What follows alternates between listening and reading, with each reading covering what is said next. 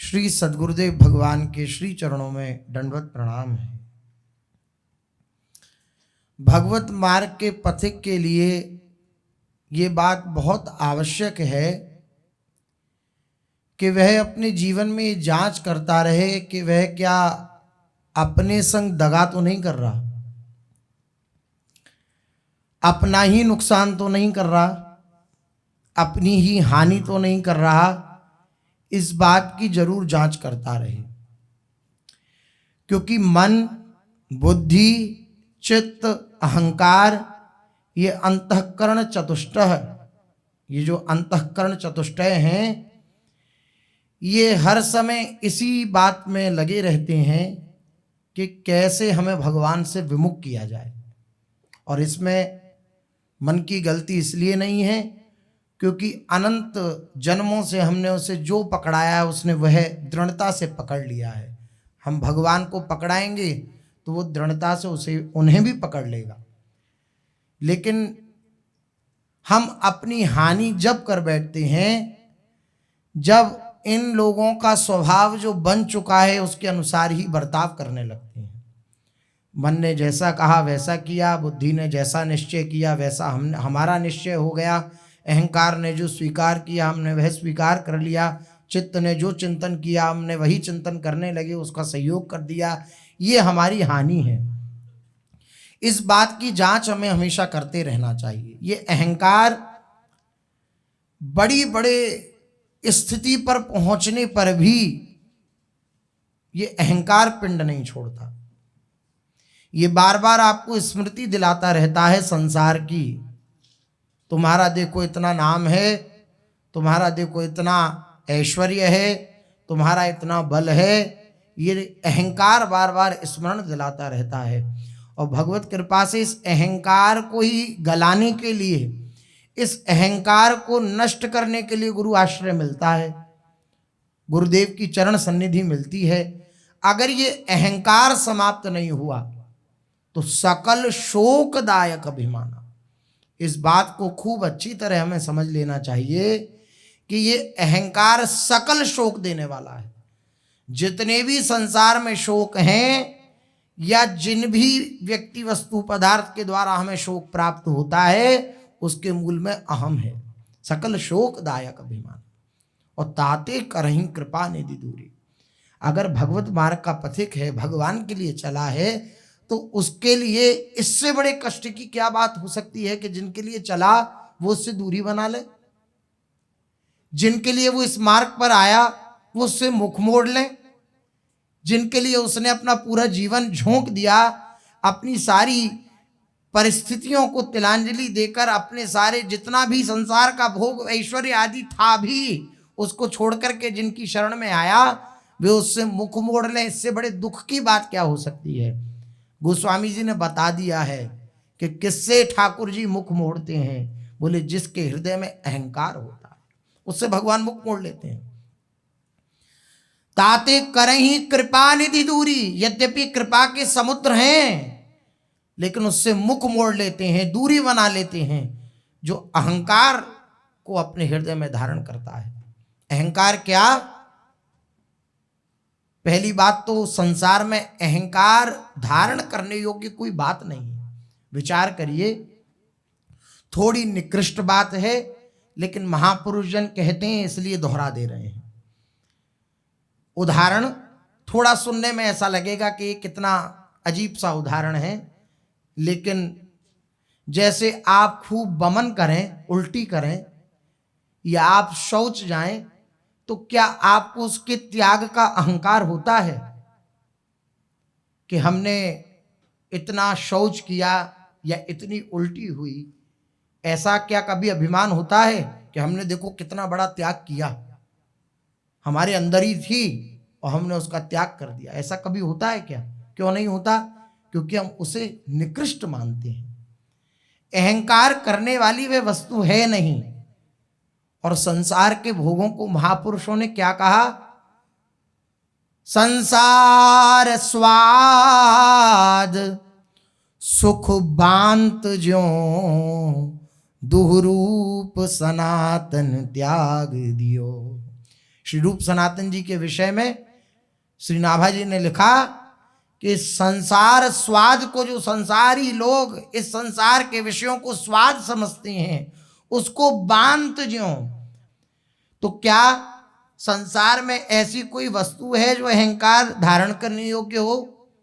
और आश्चर्य की बात, जब उपासक के हृदय में अहंकार योग्य वस्तु आती है, तब उसके हृदय में वह धारणा शक्ति ही नहीं रह जाती, वह स्थान ही नहीं रह जाता जहां पर वे अहंकार को धारण करे। जब अहंकार धारण करने का मौका मिला, तब वे जगह नहीं रह गई जहां अहंकार स्फुरित होता है।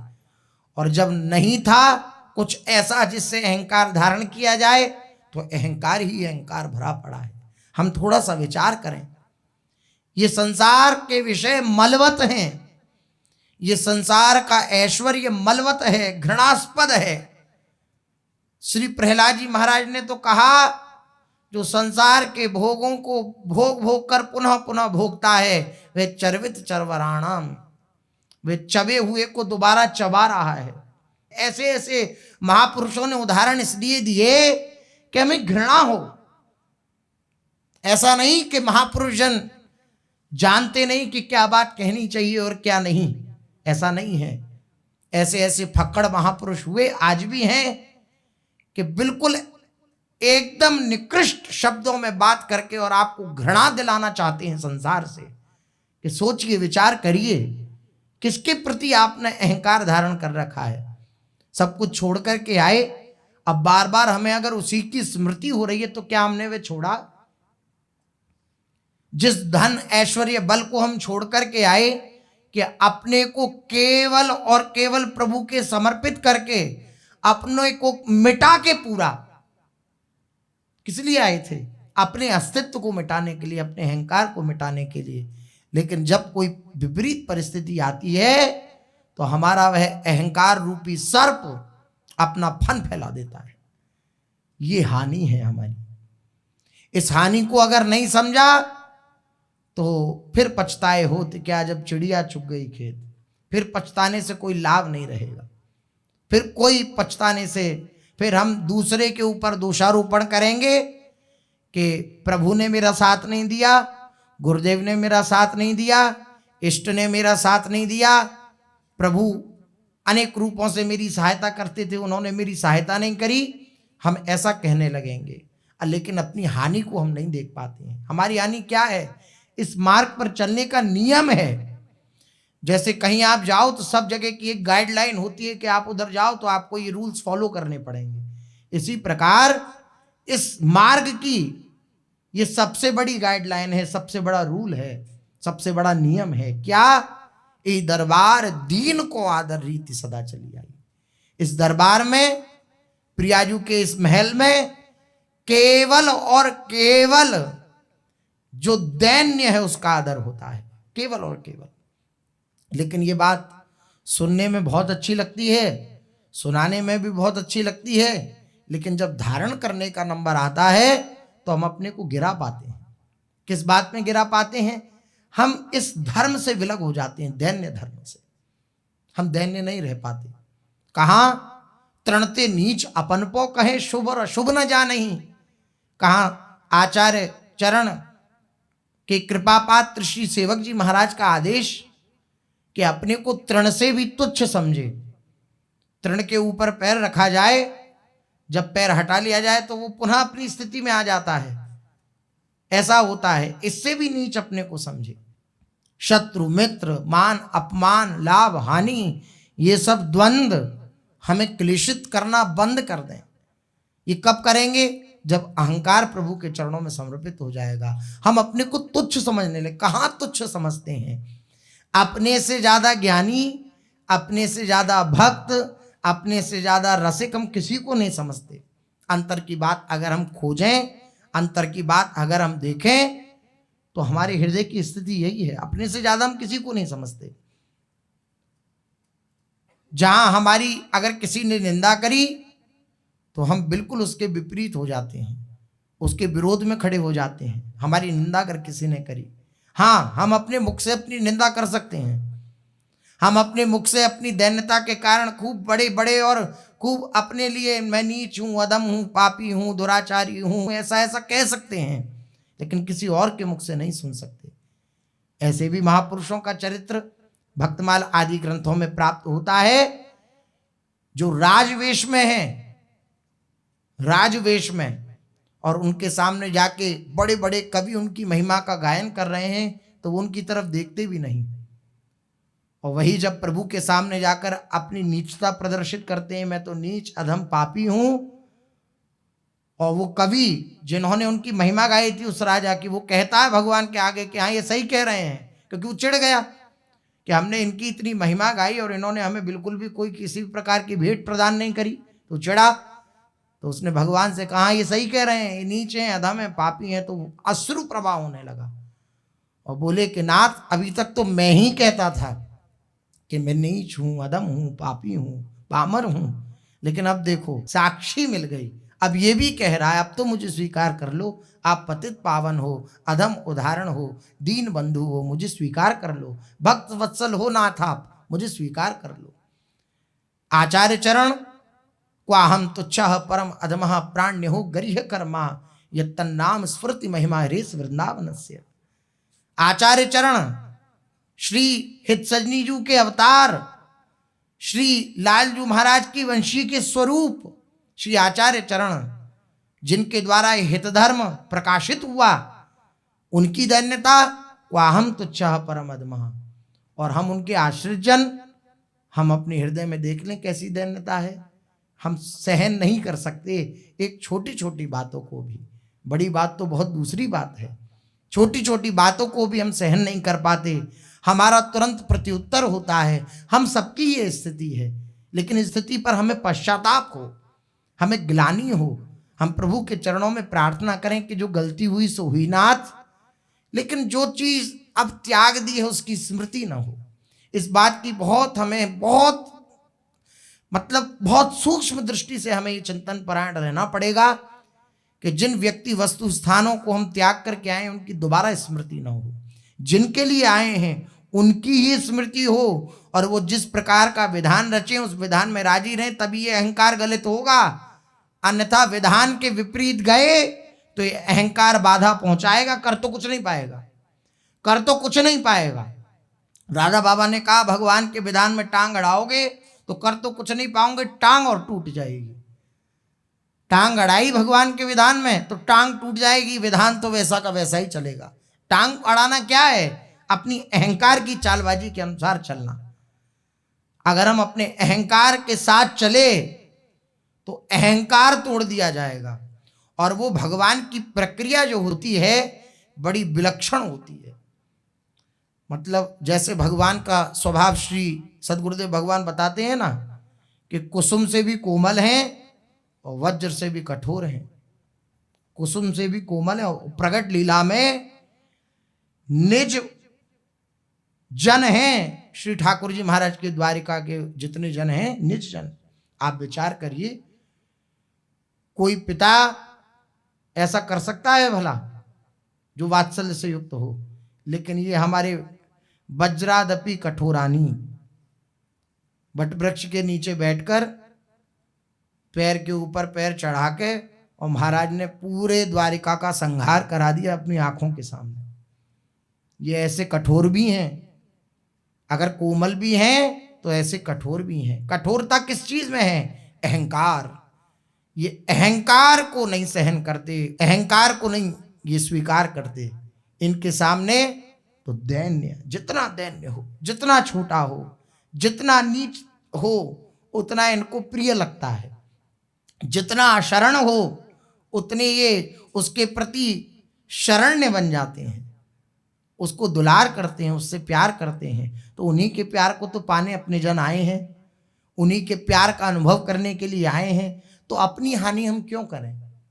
क्यों अपना ही नुकसान कर लें? क्यों ऐसी क्रिया प्रतिक्रिया कर दें कि जिसके कारण हमारे प्रभु हमसे मुख मोड़ लें जिनके लिए आए हैं? थोड़ा सा इस बात का भय हमारे जीवन में होना चाहिए कि हमारी क्रिया से हमारे प्रभु हमसे मुख मोड़ लेंगे। जिनके बल पर हम गाज रहे हैं, जिनके बल पर हम बोल रहे हैं, वो हमसे मुख मोड़ लेंगे। गोस्वामी जी के वचन हैं, झूठ नहीं है। भगवान शंकर ने रामचरितमानस पर हस्ताक्षर किए हैं, कोई मनुकल्पित नहीं है श्री रामचरितमानस जी। ये श्री भगवान शंकर के द्वारा हस्ताक्षर किया हुआ है। सत्यम शिवम सुंदरम ऐसा हस्ताक्षर किया है भगवान शंकर ने श्री रामचरितमानस जी पे। वो अलग प्रसंग है, विषयांतर हो जाएगा। तो रामचरितमानस अर्थात भगवत वाणी, क्योंकि संत वाणी भगवत वाणी ही होती है। वह कह रहे हैं तो वे भगवान की ही वाणी कह रहे हैं। ताते करें कृपा ने दी दूरी। हम क्यों ऐसा नुकसान झेलें? कोई बुद्धिमान व्यक्ति अपना नुकसान कहाँ करवाना चाहेगा? हम ऐसा क्यों नुकसान अपना करवाना चाहें कि जिससे इष्ट गुरु हमसे दूर हो जाएं, इष्ट गुरु हमसे मुख मोड़ ले, वे हमसे दूरी बना ले। ये आपको अंतःकरण में पता लगने लगेगा अपने आप। जहां आपसे अपराध बनेगा और आपके हृदय में उस अपराध का क्षोभ हुआ तो आपको तुरंत पता लगने लगेगा कि आपका चिंतन हटने लगा प्रभु से, आप प्रभु से दूर से होने लगे। इसमें बहुत बहुत सूक्ष्म बात है। गुरुजन खूब डांट फटकार दें, लेकिन आप दैन्य हैं तो आपके हृदय में एक प्रसन्नता होगी। आपकी गलती न भी हो तब भी डांट फटकार मिले तब भी एक प्रसन्नता होगी। और एक और बात है, गुरुजन खूब मुस्कुरा के जाएं आपके सामने से और आपसे गलती हो रही है तो आपको मुस्कुराहट अच्छी नहीं लगेगी, आपको जलन पैदा करेगी वो मुस्कुराहट। और आप सही साधन से चल रहे हैं, सही मार्ग पर चल रहे हैं तो हो सकता है प्रगट में विपरीतता दें गुरुजन, विपरीत बोलें या देखें नहीं या दृष्टि न दें, तब भी आपके हृदय में आह्लाद बना रहेगा, क्योंकि आप उनकी आज्ञा का पालन करते हुए चल रहे हैं। ये भगवत मार्ग है, ये संसार का मार्ग नहीं है। ऐसा नहीं है कि यहाँ कुछ कोई देखने वाला ही नहीं है, ऐसा नहीं है। प्रतिक्षण भगवान की दृष्टि है, प्रतिक्षण आचार्य की दृष्टि है, प्रतिक्षण गुरुदेव की दृष्टि है। कुछ भी इधर से उधर होगा तो उन्हें पता है, वो आपके हृदय में जलन पैदा कर देंगे। आप अगर अहंकार से कुछ अपने जीवन में प्रदर्शित करना चाहेंगे तो उस अहंकार को तोड़ेंगे। तो हम क्यों इतना समय विलंब लगावें प्रभु से मिलने के लिए? हम प्रभु से प्रार्थना करें कि नाथ मुझसे गलती हो रही है, मेरी गलती का सुधार करिए। जिस चीज को मैं ठोकर मार के आया हूं, ये बात बार बार इसलिए स्मरण में आ रही है क्योंकि ऐसा होता है। जिस चीज को हम ठोकर मार के आते हैं उस चीज के भरोसे ही हम अहंकार में भर जाते हैं। ये नहीं होना चाहिए। जो छोड़ दिया अब उसकी स्मृति भी ना हो। क्यों हो स्मृति? वो मल है। क्यों हो स्मृति? वो वमन है। क्यों स्मृति करनी है उसकी? यहां तक तो इस मार्ग के पथिकों के लिए महापुरुषों ने वर्णन किया कि त्याग किया इसकी भी विस्मृति हो जाए, ऐसा त्याग हो। मैंने कुछ त्यागा है, इस त्याग की भी विस्मृति हो जाए, तब बात बनेगी, तब इस भगवत मार्ग पर अग्रसर हो पाएंगे, आगे बढ़ पाएंगे। इसलिए प्रभु के चरणों में हम प्रार्थना करें। क्या प्रार्थना करें? हे नाथ हमें अहंकार रहित कर दीजिए। क्या हमें अहंकार केवल इस बात का रह जाए कि हमारे जीवन आराध्य, हमारे प्राणाराध्य श्री युगल सरकार हैं, और कोई अहंकार नहीं रह जाए। अगर अहंकार करना ही हो मुझे तो मुझे ये स्मृति ना आए कि मैं कौन हूं या कौन था। मुझे केवल ये स्मृति आए कि मैं किनका हूं और कौन हूं, अपनी लाडली जू की दासी हूं। ये स्मृति आए, ये स्मृति में मैं आनंदित रहूं, इस स्मृति में मैं फूलूं, और किसी स्मृति में मेरे हृदय में फूलन ना हो, और किसी स्मृति में मेरे हृदय में अहंकार जागृत ना हो। केवल इसी बात का अहंकार जागृत हो कि मेरी श्री लाडली जू है। ऐसा दिख सकता है कि ऐसा कहलाने वाला हो सकता है कि अस्थि पंजर उसके दिख रहे हों, हड्डी हड्डी दिख रही हो, बाहर से उसका कोई बल ना दिख रहा हो, लेकिन आप सच मानिए उसके पास सबसे बड़ा बल है। वो बल जब प्रकाशित होता है ना तो अच्छे अच्छे बलशाली भी धराशायी हो जाते हैं। इसलिए बहुत सावधान होकर इस मार्ग पर चले। इस मार्ग को संसार का मार्ग ना समझ बैठे, ये परमार्थ है। इसकी एक अपनी मर्यादा है, एक अपनी चाल है इस परमार्थ की। इस परमार्थ की चाल को परमार्थ के अनुसार चलेगा तो परमार्थ में चल पाएगा। अगर परमार्थ में संसार की चाल चली तो संसार खींच कर ले जाएगा, हम देख भी नहीं पाएंगे कब क्या हो गया, हम समझ ही नहीं पाएंगे, ऐसी स्थिति उत्पन्न हो जाएगी। इसलिए प्रभु से हम प्रार्थना करते रहें। गलती सबसे हो सकती है, हमसे भी हो सकती हैं, किसी से भी हो सकती हैं, इसलिए हम प्रार्थना करें। प्रार्थना करने से क्या होगा कि भगवान के पास निवेदन पत्र पहुंच जाएगा और वो देखेंगे कि ये परास्त हो रहा था, इसने मुझसे निवेदन किया, इसकी रक्षा करने का कर्तव्य अब मेरा है, तो वो रक्षा करेंगे, वो निश्चित रक्षा करेंगे आपकी। चलते हैं महाप्रभु श्री हितरिवंश चंद्रजू महाराज के परम कृपा पात्र शिष्य जनों की चर्चा, शरणागत जनों की चर्चा अपने लोग कथन श्रवण कर रहे हैं। और आज ऐसे विलक्षण महापुरुष की चर्चा है जिनको हमारे हित धर्म में स्वयं श्री जी का स्वरूप कहा गया। हमारी लाडली जू ही जैसे हरिवंश चंद्र जू ने अपने प्राणनाथ श्यामा श्याम को माना, श्यामा जू को माना, राधा गुणगान किया, रसना कटो जो अन रटो निरखी अन फुटो नैन, श्रवण फुटो जो अन सुनो श्री राधा जस बैन, ऐसी निष्ठा हृदय में धारण करी तो लाडली जू के हृदय में आया कि मैं भी हरिवंश चंद्र जू का गुणगान करूं। वही श्री स्वामिनी जू जो प्रेम की सार हैं, सार सर्वस्व हैं, वे श्री लाडली जू महाराज श्री सेवक जी के रूप में प्रकट हुए। श्री सेवक जी का चरित्र अपने लोग आज से श्रवण करेंगे। सेवक की सर को करे भजन सरोवर हंस, मन वच के धरिए एक व्रत, गाए श्री हरिवंश, बंस बिना हरि नाम, लियो न जाके टेक, पावे सोई वस्तु को जाके है व्रत एक, पावे सोई वस्तु को जाके है व्रत एक। भजन रूपी सरोवर के हंस स्वरूप हैं श्री सेवक जी महाराज। सेवक की सर को करे भजन सरोवर हंस, और मन बच के धरी एक व्रत, मन से, वचन से, कर्म से उनका सब कुछ एक ही प्रतिज्ञा है। क्या? श्री हरिवंश नाम, श्री हरिवंश चंद्रजू, ये उनके जीवन है। भजन रूपी सरोवर के हंस स्वरूप श्री दामोदर दास श्री सेवक जी की समानता कौन कर सकता है? कोई नहीं है।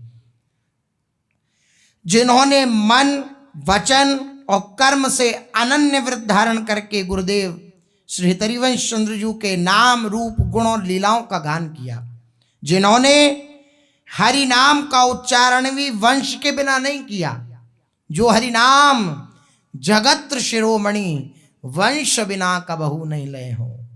इनका प्रण है, प्रतिज्ञा है कि यद्यपि हरिनाम जगत का शिरोमणि है, जगत को पवित्र करने वाला है, लेकिन मेरी प्रतिज्ञा यही है कि मैं उस हरिनाम को वंश के बिना नहीं लूंगा।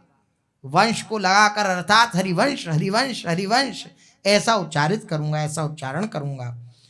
उच्चारण भी वंश के बिना नहीं किया हरिनाम का, अर्थात हरिवंश शब्द का ही उच्चारण किया। यह सुनिश्चित है कि केवल अनन्य एवं दृढ़वती ही परम वस्तु परमात्म तत्व को प्राप्त कर सकता है, अन्य कोई प्राप्त नहीं कर सकता। जो अनन्य है, जो अपने प्रियालाल का अनन्य है, जिसका जीवन केवल और केवल प्रियालाल है, वही प्रियालाल को प्राप्त कर सकता है, वही इस परात्पर तत्व को प्राप्त कर सकता है, और कोई प्राप्त नहीं कर सकता। श्री सेवक जी महाराज के चरणों में वंदन करते हैं।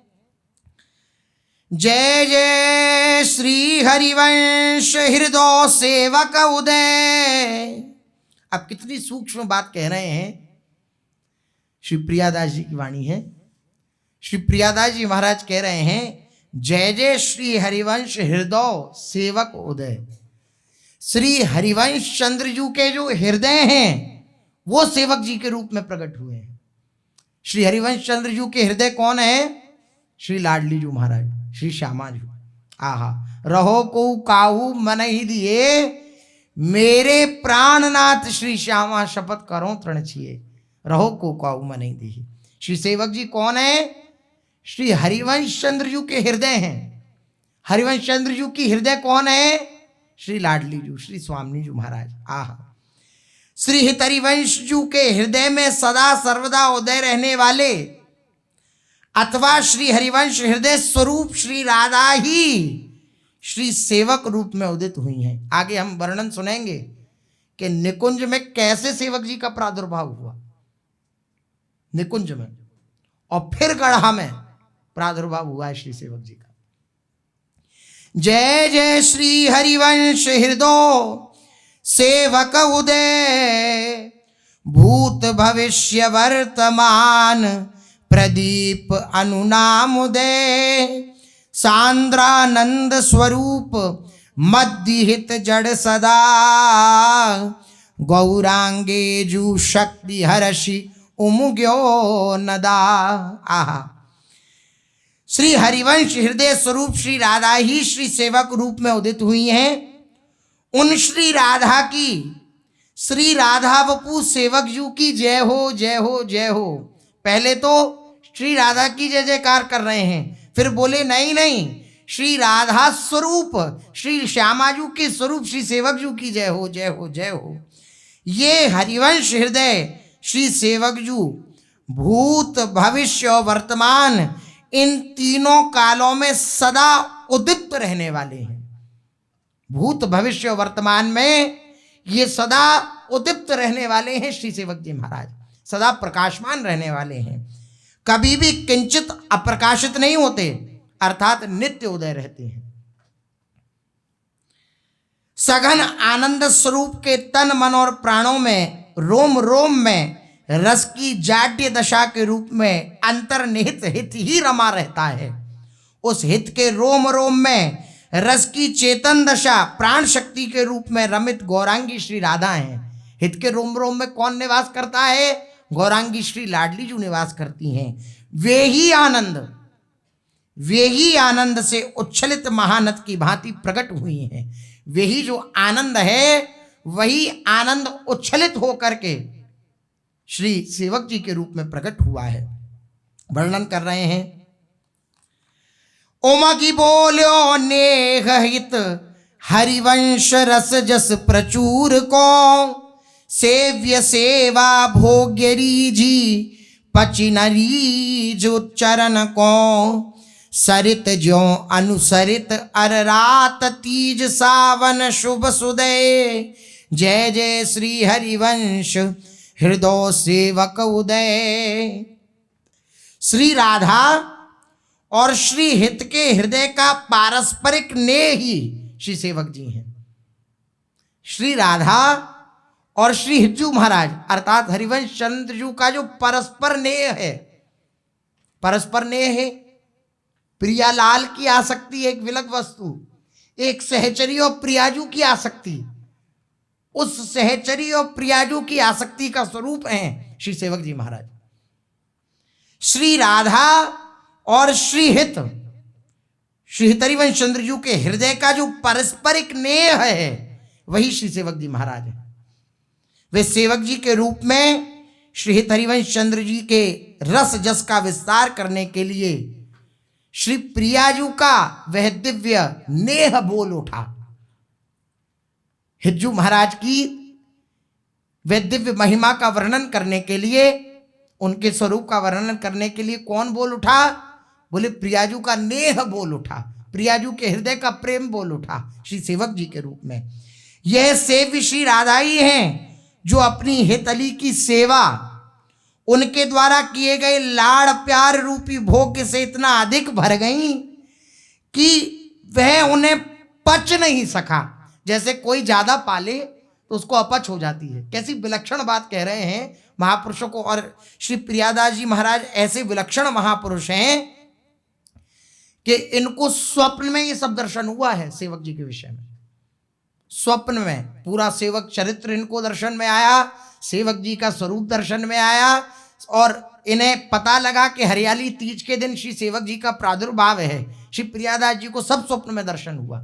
ऐसे महापुरुष हैं, वे इस उद्घाटित कर रहे हैं इस रस रहस्य को। क्या उद्घाटित कर रहे हैं? कह रहे हैं श्री लाडलीजू महाराज और उनकी सेवा में तत्पर हैं श्री हिज्जू महाराज, श्री हरिवंश चंद्रजू महाराज।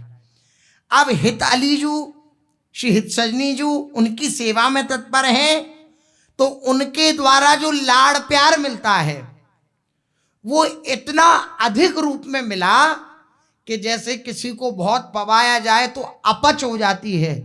ऐसे ही वे लाड़ प्यार श्री हित सजनी जू का श्री लाडली जू को पचा नहीं। वर्णन कर रहे हैं, सेव्य सेवा भोग्य रीझी पची न रीझ उच्चरण को, पचा नहीं। कैसी विलक्षण बात। बोले वे लाड़ प्यार रूपी भोग से इतना अधिक भर गई, इतना अधिक भर गई उस लाड़ से जो हित सजनी जू ने लाड़ दिया कि वह पच नहीं सका। और जब पचा नहीं तो वे अत्यंत प्रसन्न होकर हित रस जस का उच्चारण करने के लिए विवश हो गई। अब वो पचा नहीं, तो जब पचा नहीं तो वो उस श्री हित सजनी जू का जो लाड़ है उसका यश गान करने के लिए विवश हो गई।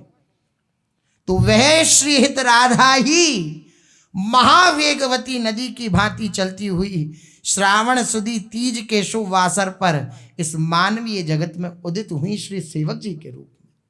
वही श्री लाडलीजू जब उनके हृदय में ये प्रेम संभरा नहीं, पचा नहीं, तो उस प्रेम की जय जयकार करने के लिए, अपनी हित सजनीजू की जय जयकार करने के लिए वही श्री लाडलीजू श्री सेवक जी के रूप में प्रकट हुई। जय जय श्री हरिवंश सकृत सेवक लसे, एक भजन हरिवंश रंग्यो दृढ़पन रसे, उगली गिरा और भाए परम कहनी कही, दिव्य प्रीत हित रीति धर्म पूर्यो मही। ये बड़ी विलक्षण बात है श्री सेवक चरित्र। सामर्थ्य नहीं है कहने की, बड़ा संभाल संभाल के कहना पड़ रहा है क्योंकि शब्दावली ही नहीं है श्री सेवक जी के विषय में कहने के लिए। कह रहे हैं जय जय श्री हरिवंश सकृत सेवक लसे। नाभाजी महाराज ने जो वर्णन किया श्री हरिवंश गोसाई भजन की रीति सकृत कोई जानी है। बोले हरिवंश चंद्रजू का जो ये रस भजन है इसको कोई सकृत जान सकता है, कोई सुकृत जो है वही जान सकता है, कोई बिरला ही जान सकता है। इस भजन रीति को कोई बिरला ही समझ सकता है। वो बिरला कौन है? श्री सेवक जी महाराज। हितजू के हार्द को हितजू का हृदय ही जान सकता है, इसलिए श्यामाजू ही आई हैं हितजू के हृदय को समझाने के लिए। आहा, कैसी विलक्षण भाव की बात है। जय जय श्री हरिवंश सकृत सेवक लसें। श्री नाभाजी ने स्वरचित भक्तमाल में गोस्वामी श्री हरिवंश चंद्रजू का परिचय देते हुए लिखा कि श्री हरिवंश गोसाई भजन की रीति सकृत कोई जानी है। इस पंक्ति का अंतराशय यह है, जो आंतरिक इसका भाव है वह यह है कि गोसाई हरिवंश चंद्रजू की भजन की रीति भजनीय, भजनी और भजन अर्थात उपास्य, उपासक और उपासना विधि को कोई बिरलाई जान सकता है, बिरलाई समझ सकता है, सब नहीं समझ सकते। श्री प्रियादास जी की दृष्टि में हित रस रीति के वे बिरले जानकार एकमात्र श्री सेवक जी महाराज हैं, वही सकृत हैं। वे श्री सेवक जी अनन्यता के सुदृढ़ प्रण के साथ एकमात्र श्री हरिवंश भजन के रंग में रंगे हुए हैं। एकमात्र उनका जीवन क्या है? मन क्रम वचन कहो नित टेरे, श्री हरिवंश प्राण धन मेरे, सेवक श्री हरिवंश ही गावे। सेवक जी का जीवन श्री हरिवंश, श्री हरिवंश, श्री हरिवंश। उगल गिरा और भाए परम कहनी कही, दिव्य प्रीति हित रीति धर्म पूर्यो मही। उन श्री सेवक जी ने अपने हृदय का भाव सेवक वाणी के रूप में प्रकट किया है। वह श्री सेवक वाणी परम तत्व का निर्वचन ही समझना चाहिए। परम तत्व का ही वर्णन, जो परम तत्व प्रेम तत्व है उसका वर्णन ही श्री सेवक जी ने सेवक वाणी में किया है। श्री सेवक जी ने अपनी सेवक वाणी के द्वारा दिव्य प्रीति, दिव्य रीति और दिव्य हित धर्म का संपूर्ण पृथ्वी में विस्तार कर दिया। पूरी मही सब धर्म हित हरिवंश मर्म जनाइयो, हरिवंश रति हरिवंश बानी स्वाद शब्द बुढ़ाइयो, सौंदर्य आकृति गुण रूहित माधुर्य लखी मन सब फसे, जय जय श्री हरिवंश सकृत सेवक लसे। श्री सेवक जी ने संपूर्ण पृथ्वी में श्री हित धर्म का विस्तार कर दिया, सबको श्री हरिवंश मर्म का ज्ञान कराया। जो हरिवंश जू का हित धर्म है उस हित धर्म के मर्म का ज्ञान कराया, रहस्य का ज्ञान कराया। श्री हरिवंश रति और श्री हरिवंश वाणी का स्वाद देकर सबको उस आनंद में निमग्न कर दिया श्री सेवक जी महाराज ने। श्री सेवक जी की कृपा से श्रीहित के सौंदर्य, श्रीहित के रूप, श्रीहित का गुण, श्रीहित का माधुर्य, इन सब में सबका मन फंस गया। जो हिज्जू महाराज का सौंदर्य है, रूप है, गुण है, माधुर्य है, उसमें मन फंस गया सबका। किसकी कृपा से? सेवक जी की कृपा से। ऐसे ही हित स्वरूप प्रदाता श्री सेवक जी की सदा जय हो, सदा जय हो, सदा जय हो। जय जय श्री हित चंद्र चकोर सेवक मई, भजन सुधारस सिंधु गटकी त्रिपति नहई, प्रेमामृत सुख ओघ सारधारा स्रवे, मृदुल ललित अति मिष्ट चषक भरी भरी पिवे, पिवत भरी भरी हृदय पुट्यो, अंगनी रंग झिल मिल रयो, पुलकी कंपित देह विथकित स्वेद अश्रु गद गद भयो, घ्राण घन अमि मत्ततासो गोप्य मिले मुख सूचई, जय जय श्री हित चंद्र चकोर सेवक मई। श्री हित चंद्र के चकोर रूपी श्री हरिवंश चंद्र जी को क्या कहा जाता है? हरिवंश चंद्र। सेवक जी वर्णन कर रहे हैं श्री हरिवंश चंद्र शुभ नाम, सब सुख सिंधु प्रेम रस धाम, जाम घटी बिसरे नहीं। सेवक जी महाराज की सेवक वाणी का प्रथम प्रकरण और प्रथम पंक्ति श्री हरिवंश चंद्र। और कैसे चंद्र हैं? निष्कलंक अकलंक प्रकाशित श्री हरिवंश चंद्र, सब जगह आभासित। श्री सेवक जी महाराज कह रहे हैं सब जग में आभासित ये चंद्रमा, इनकी किरण सारे जगत में व्याप्त है, ऐसे ये चंद्रमा है। और उस चंद्र जैसे चंद्रमा का प्रेमी चकोर होता है, तो उस हित चंद्र उन हरिवंश चंद्रजू के चकोर हैं श्री सेवक जी महाराज। जय जय श्री हित चंद्र चकोर सेवक मई। श्री हित चंद्र के चकोर रूपी उन श्री सेवक जी की सदा जय हो, जय हो, जय हो, जो भजन के अमृत रस सागर का पान करते करते भी अतृप्त बने रहते हैं। पया में पूनो नहीं ताते कबऊ न शेष। ये प्रेम ऐसा है कि जितना पान किया जाए उतनी प्यास बढ़ती जाती है, तृप्ति नहीं होती। प्रियालाल की परस्पर तृप्ति नहीं होती, सहचरियों की प्रियालाल की लीला देखते हुए तृप्ति नहीं होती, वृंदावन के खग मृग पशु पक्षी किसी की तृप्ति नहीं होती। ऐसा ये दिव्य नित नवायमान स्वरूप है इस प्रेम का। ऐसे ही अतृप्त बने रहते हैं श्री सेवक जी महाराज। हित भजन रसामृत के प्यासे ही बने हुए हैं, अतृप्त तृषित बने हुए हैं। श्रीहित स्वरूप प्रेम मूर्ति श्री हरिवंश चंद्रमा से क्षण क्षण में सुख की धाराओं के सार रूप प्रेमामृत का प्रभाव बहता रहता है। श्री सेवक जी उस परम मृदुल, परम ललित और अत्यंत मिष्ट प्रेमामृत रस का पान अपने मन प्राण के पात्रों से किया करते हैं। इस प्रेमामृत का पान कैसे करते हैं श्री सेवक जी? अपने मन से और अपने प्राणों से। उनके प्राण कौन है? हरिवंश चंद्रजू। उनका मन कौन है? हरिवंश चंद्र। सेवक जी ने स्वयं कहा है श्री हरिवंश सुचित मित्त हरिवंश भनिज्य। इस प्रकरण में श्री सेवक जी कह रहे हैं कि श्री हरिवंश मेरे मन है, श्री हरिवंश मेरे चित्त हैं, श्री हरिवंश बुद्धि है, श्री हरिवंश प्राण है, सब कुछ मेरे श्री हरिवंश हैं। तो मन और प्राण कौन है? हरिवंश चंद्रजू। वे प्रेमामृत रस पीते पीते, जब प्रेमामृत पिया और कैसे पिया? बोले तृषित होकर पिया, प्यासा प्यासा बनकर पिया, और पीकर भी प्यास बढ़ती चली गई, ऐसे पिया। अब बोले ये कैसी विलक्षण बात है, पी भी रहे हो, प्यास भी नहीं हो खत्म हो रही है, और ये क्या आपके? तो बोले भगवत रसिक, रसिक की बात है, रसिक बिना कुछ समझ सके ना। ये ऐसा ही प्रेम धर्म है, यहाँ किसी को तृप्ति नहीं होती। ध्रुवदास जी कह रहे हैं पयामे पूनो नहीं, यहाँ पूर्णिमा नहीं होती है, इसलिए कभी शेष नहीं होता, ये नित्य वर्धमान है प्रेम स्वरूप।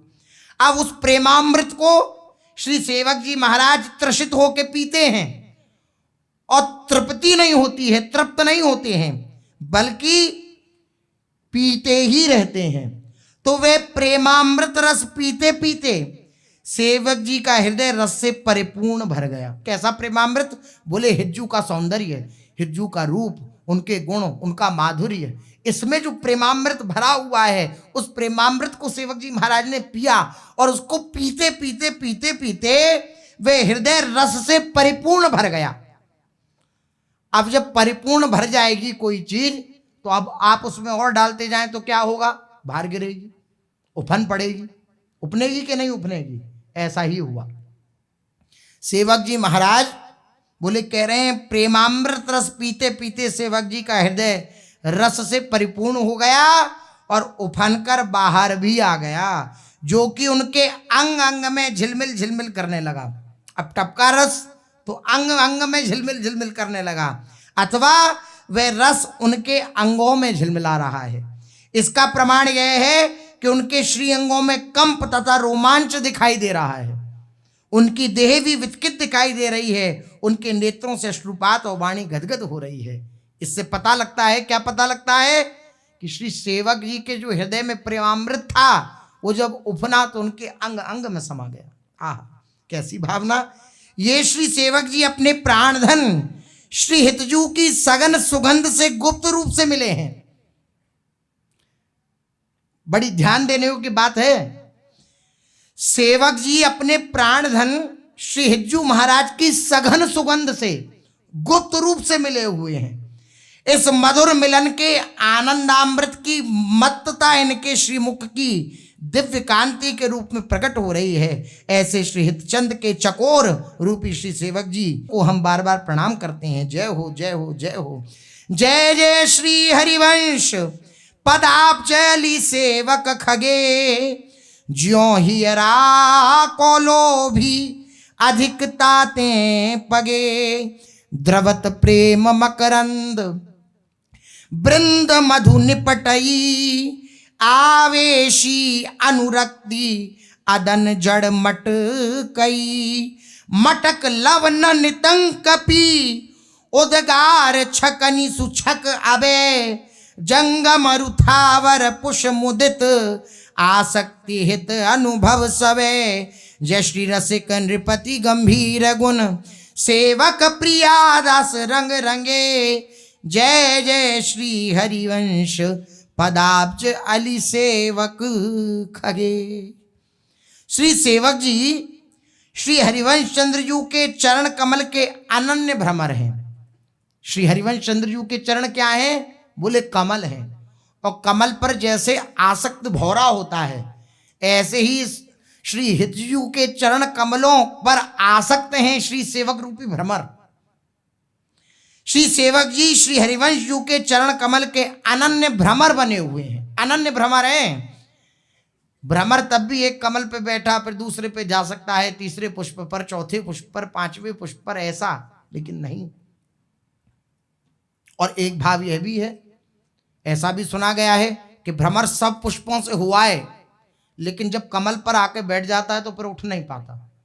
इतना पराग उसे मिलता है, इतना रस मिलता है कि कमल की पंखुड़ी बंद हो जाती है रात्रि में, लेकिन वो अंदर ही इस लोभ से बैठा रहता है कि प्रातःकाल पुनः उदय होगा सूर्य, मैं ये पंखुड़ियां दोबारा खुलेंगी और मैं निकल जाऊंगा।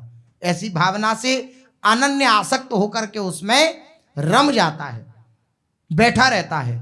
ऐसे ही अनन्य भ्रमर हैं श्री सेवक जी महाराज, और कोई उनके प्राणनाथ नहीं है और कहीं उनका हृदय नहीं समर्पित है, केवल और केवल श्री हिज्जू महाराज। ऐसे श्री हरिवंश चंद्र जी के चरण कमल और उन चरण कमलों के अनन्य भ्रमर श्री सेवक जी महाराज की जय हो। यद्यपि भ्रमर की कमल पर आसक्ति जगत विख्यात है और सबके द्वारा प्रशंसित भी है, किंतु प्रेम स्वरूप श्री हरिवंश चंद्र जी ने उसके प्रेम को नश्वर कहकर उसकी आलोचना की है, क्योंकि वह एक कमल से आसक्त नहीं होता, अनेक कमलों का रस लेता फिरता है, जो पूर्व में बात निवेदन करी। इसलिए महाप्रभु जी ने कहा है वाणी में, श्री 84 जी में, नश्वर नेह चपल मधुकर जो आन आन सो बाने, ऐसी बात कही कमल के लिए। श्री प्रियादास जी कहते हैं कि श्री सेवक जी उस भौरों से भी अधिकाधिक आसक्तिवान हैं, अधिकाधिक आसक्तिवान हैं। इसलिए वे एकमात्र श्री हरिवंश चरण कमलों के अनन्यासक्त होकर हित चरण कमल के रस में ही पगे रहते हैं। जो वस्तु किसी एक पाग में पग जाती है वे फिर किसी अन्य पाग में नहीं पगती। किसी एक पाग में पगा दिया जाए, अब जैसे अब जलेबी सेकी गई, अब उनको चाशनी में डुबा दिया जाए तो फिर और किसी पाग में थोड़ी पकेंगी। इसी प्रकार ये ऐसी आसक्ति है कि एक पाग में जो वस्तु पक गई वो दूसरे पाग में नहीं पगेगी। इसी प्रकार से श्री हिज्जू महाराज के जो चरणाश्रय श्री सेवक जी महाराज हैं वे श्री हित चरणानुयायी हैं, चरणासक्त हैं। अब कहीं उनकी चित्तवृत्ति विलग नहीं हो सकती। श्री हरिवंश चरण कमल से नित्य निरंतर विशुद्ध अमिश्रित रस का मधुर मकरंद झरता रहता है। हरिवंश चंद्र जी के चरण कमल में क्यों पड़े हैं सेवक जी? क्योंकि उनके चरण कमल में अमिश्रित विशुद्ध रस का प्रवाह चलता है, मकरंद चलता रहता है, जिसे पान करके वे कभी रस की जाड्यता से परिपूर्ण जड़वत और कभी रसोन्माद से मटकते हुए दिखाई देते हैं। श्री सेवक जी महाराज उस रस के आनंद से विभोर होकर इस प्रकार वे सदा चरण कमल के रसासव से अनुरक्त और रसावेशी बने रहते हैं। रस की आवेश दशा में आविष्ट श्री सेवक जी निसंकोच निधरक होकर श्री हरिवंश चरण कमल के मकरंद का पान अनन्यता के साथ कर रहे हैं। रस पान की छकन में छक्कर वे कभी मौन हो जाते हैं और कभी श्री हरिवंश नाम वाणी के उच्चारण रूप में रसानंद का उद्गलन भी कर देते हैं। कभी मौन रहते हैं और कभी उद्गलन हो जाता है, बोल पड़ते हैं। तो क्या बोलते हैं? के वाणी हरिवंश की, के हरिवंश ही नाम, बस यही उनके मुख से उद्गलन होता है। इस प्रकार श्री हितासक्त श्री सेवक जी अपने आनंदानुभव की अधिकता से चल और अचल सभी का पोषण करते हुए उन्हें आनंदित करते हैं। श्री प्रियादास जी कहते हैं कि श्री रसिक नरेश श्री हरिवंश चंद्र जी के गंभीर गुणों के रंग में रंगे हुए श्री सेवक जी की सदा जय हो, जय हो, जय हो। श्री सेवक जी महाराज कौन है? श्री प्रियाजू ही श्री सेवक जी के रूप में आई हैं। दिव्य अवसर है। क्या अवसर है? हरियाली तीज का अवसर है। निकुंज की अद्भुत शोभा हो रही है। सावन सरस लुभावनो हित झरी लगी घन, सुभगती जदिनवाज सरस लुभावनो हित झरी लगी घन, अग गग घन गरजई चमकी चमकी चपलाजू सरस लुभावनो हित झरी लगी घन। अब निकुंज में कैसे प्रादुर्भाव हुआ श्री सेवक जी महाराज का, उसकी भूमिका अपने लोग श्रवण कर लेते हैं। आज हरियाली तीज का सुअवसर है। चारों तरफ निकुंज की जो शोभा हो रही है वे हरी हरी हो रही है। चारों तरफ हरियाली हरियाली हरियाली हरियाली। हित के बादल का आज अखंड झड़ी लगा रहे हैं। जो हित के बादल हैं, प्रेम रूपी बादल हैं, वो अखंड झड़ी लगा रहे हैं। देखो सेवक जी का प्रादुर्भाव होना था तो पावस जैसी शोभा हो गई वृंदावन की। कल से ही पावस जैसी शोभा हो रही है।